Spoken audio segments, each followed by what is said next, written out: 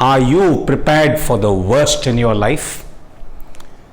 It was American author Zig Ziglar who once said, expect the best, but prepare for the worst.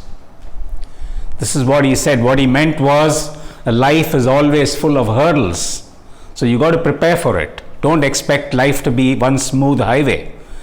There ought to be a lot of potholes, and there are going to be a lot of challenges and sudden surprises, which might be very, very pleasant at times and very, very unpleasant at times. So you got to be prepared for that. So unless you prepare for that, you will not be able to face life's googlies with the same ease as you face life's successes. So it's very simple. Expect the best, but prepare for the worst. At school, you might recall Boy Scouts. The Boy Scouts movement, you know what was their motto? It was be prepared, be prepared. So, be prepared has been a motto that has been drilled into us right from school. But are we doing it? Look around you. You will find that the world is actually prepared for lots of things that do not happen too often. Lots of bad things that do not happen too often. I mean, the world prepares for it. We do it consciously. We prepare for the worst. Take, for instance, fire stations. They are strategically found in most cities and towns, in almost all cities and towns, in fact. It's not as if they are fighting fires every day, but they want to be prepared in case there's a fire. Otherwise, they would be running helter-skelter like headless chicken with empty buckets looking for water. So now we have a system in place. Take air cushions. When you go and buy a new car, you know there's an air cushion. You may have never seen it in your life, and you may never get to see it in your life, but you know it is there.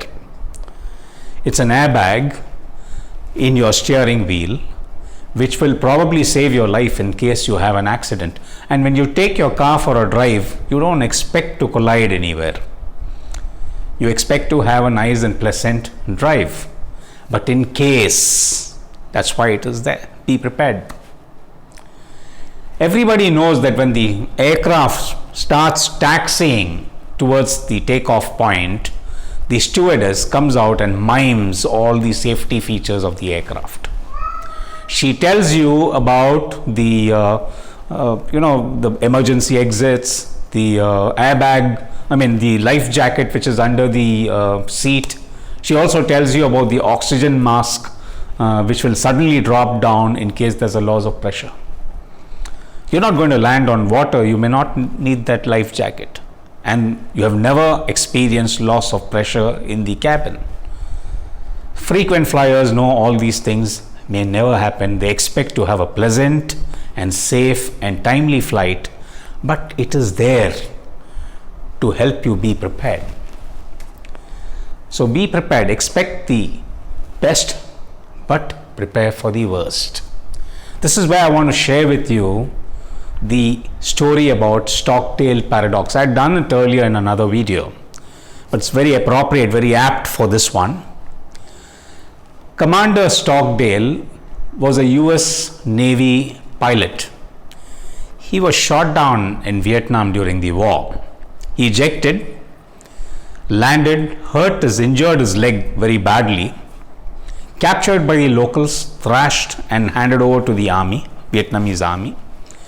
And they sent him to the infamous, euphemistically named Hanoi Hilton, one of the worst prisoner of war camps in Vietnam, where every and each one of the prisoners were routinely tortured physically, mentally and emotionally.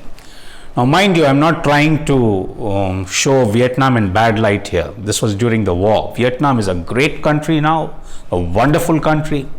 It's a very, very progressive country. I mean, I would love our country to emulate them. So I'm not trying to show them in bad light. In fact, during the war, the Americans were no better. They were as bad as the Vietnamese. But leave that alone. We are talking about the Stockdale Paradox. Now, Stockdale, being the senior most commander, senior most officer in that Hanoi Hilton, he received the worst of the beatings. Yet he made it out finally. Yes, he did not escape. He was finally released. So when he came back to the US, the journalist asked him why it was that so many of the prisoners in these prisoner of war camps, they died. Why was it that they died? So Commander Stockdale, he responded, that's easy. Because most prisoners who died, they were blind optimists. They had so much of faith and hope. They were sure they would be released or they would make it out. They kept saying, by Christmas we'll be out. Christmas would come and go. Then they will say that by Easter we'll be out. Easter will come and go. And then they would say, by Thanksgiving we'll be out. This went on. And you'll find most of the prisoners who died in these camps did not die because of the physical torture, but they died because of broken hearts. Now that's the Stockdale Paradox. It says you must be very, very optimistic. You must have faith because that gives you hope, but never blind faith. You must also have the discipline of knowing the reality of the situation. That's why you should expect the best, but you should prepare for the worst. Good luck.